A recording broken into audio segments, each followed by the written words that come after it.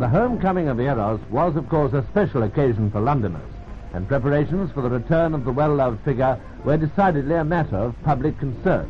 After nearly 8 years of exile, renovations, which had included the fitting of a new bow, were now complete. And Eros was back in Piccadilly Circus, the centre of the empire, where the occasion was duly celebrated both by the subjects and the rulers of the LCC.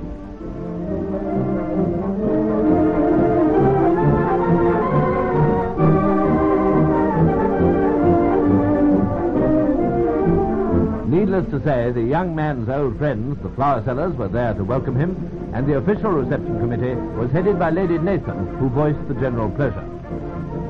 But this is a day to which Londoners have eagerly looked forward.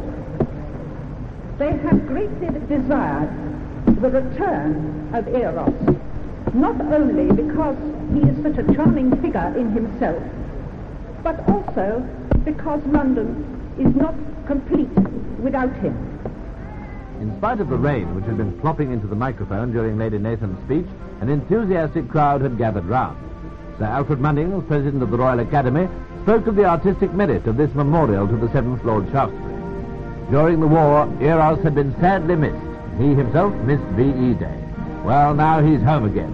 One day perhaps they'll give him back his happy view of the good old neon lights.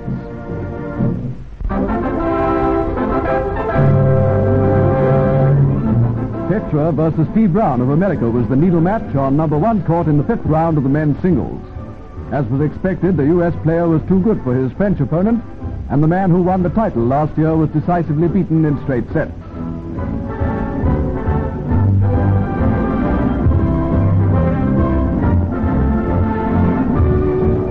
On the centre court, the much fancied Kramer settled the hopes of G. Brown of Australia, also in straight sets.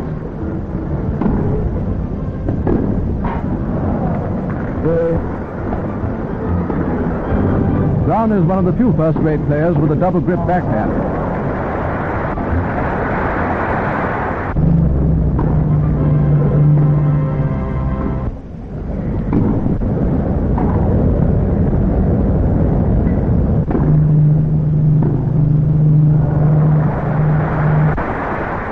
Mrs. Mingus, better known as Kay Stammers, proved too good for Mrs. Hopman of Australia.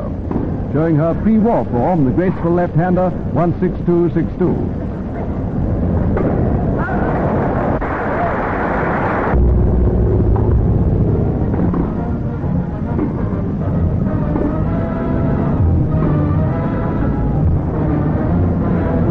Match point, Kay's service, and one of the few British victories at Wimbledon this year.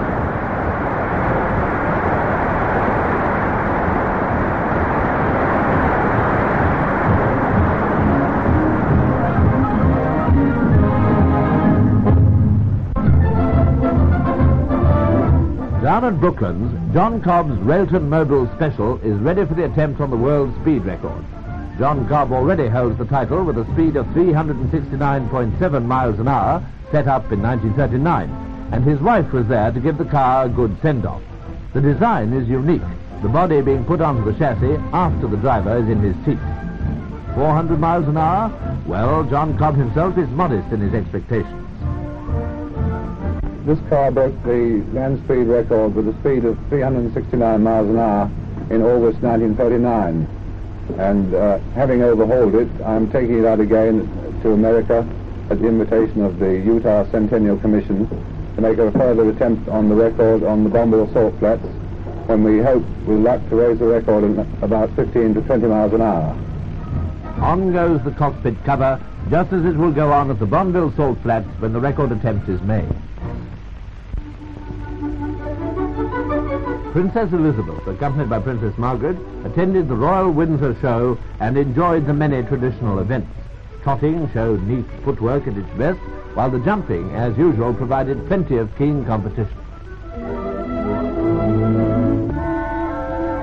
Presentations to the winners were accompanied by royal congratulations, not forgetting a pat for the horses themselves, a charming occasion in which Princess Margaret happily shared.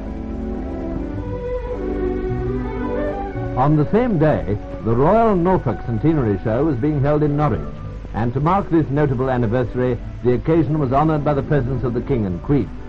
Walking for over a mile around the showground, their Majesties were deeply interested in every side of the vast agricultural display. One of the features of the show was a blacksmith's forge, and a newly completed batch of horseshoes were closely examined by the King. Her Majesty joined in praise for this prize-winning champion. Yes, it's quite a job to catch this judge's eye.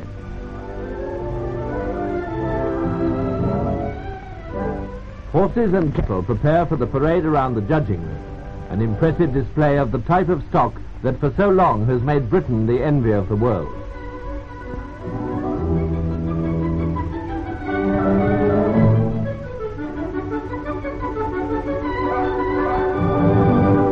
Those who won the prizes, and those who did not, must have remembered with equal gratitude the King's words of praise for their battle against the disastrous winter and the floods that followed. A great agricultural army of which we may well be proud.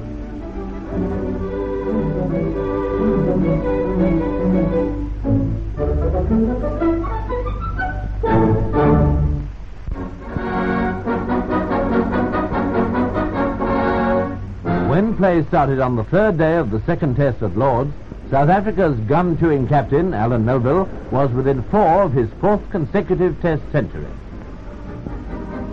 A boundary off Bedford did the trick, and he equalled Jack Pingleton's record.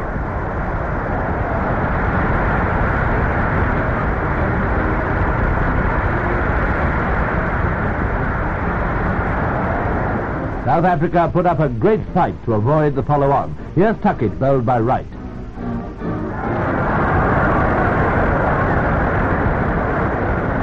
But they did have to follow on, 227 behind. And soon after the second innings had started, the royal family arrived, and play was held up while the teams were presented. It was a breezy day.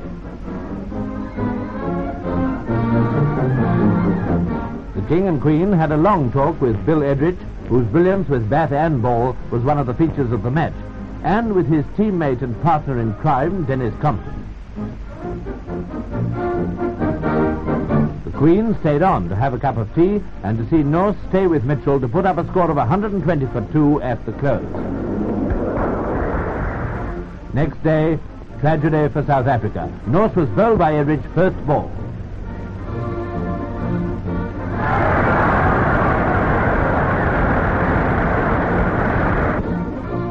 Mitchell batted on steadily to reach his 50.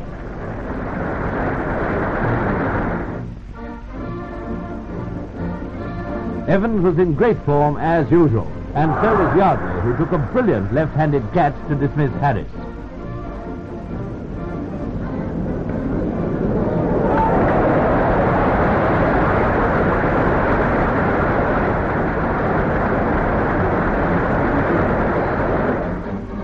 Wright, who took 10 wickets in the match, bowls man.